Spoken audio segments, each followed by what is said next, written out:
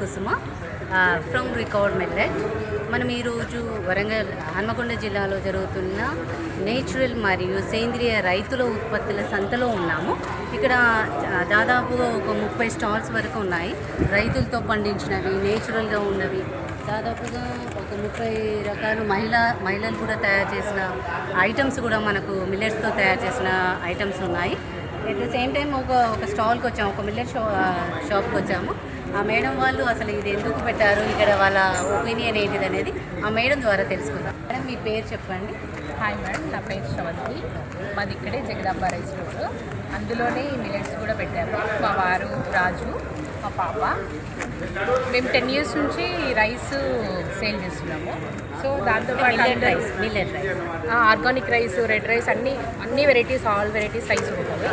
దాంతోపాటు కరోనా తర్వాత అందరికీ హెల్త్ కాన్షియస్ పెరిగింది.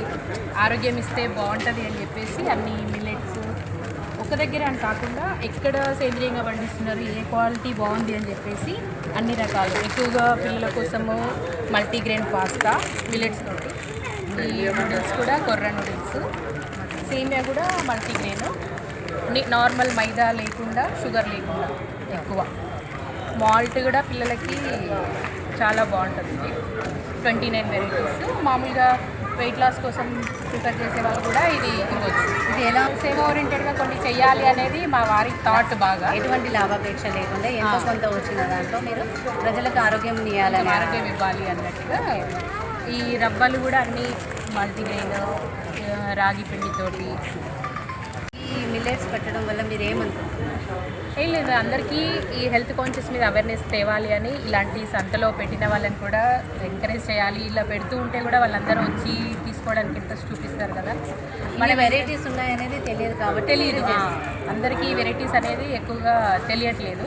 సో మా దగ్గర ఉన్నాయి అని చెప్పి మేము ఇంట్రడ్యూస్ చేసుకోవడానికి కూడా ఇక్కడికి వచ్చాము. Thank you so much.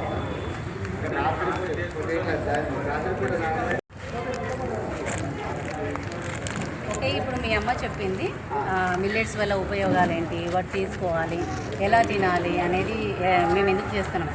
నీకేమనిపిస్తుంది? పర్సనల్గా నా ఒపీనియన్ అయితే, మేము ఫస్ట్ మాకు కూడా ఇవి తెలియక ముందు మేము కూడా నార్మల్ అందరిలా జంక్ ఫుడ్ అవి ఇవి తినేది. వన్స్ మాకు ఇవి తెలిసినాక, వీటి వల్ల హెల్త్ బెనిఫిట్స్ తెలిసినాక, వాడడం స్టార్ట్ చేసినాక మేము మా బాడీలో చేంజెస్ మేము అబ్జర్వ్ చేసినాం. సో ఇప్పుడు నా పర్సనల్గా లైక్ మేము కిడ్స్ కదా, పాస్తా, నూడిల్స్ ఇలాంటివన్నీ వాడడం మాకు తినాలి అనిపిస్తుంది. సో వాటికి కూడా మల్టీగ్రెయిన్ ఉన్నాయి, ఆప్షన్స్ ఉన్నాయి. Millet item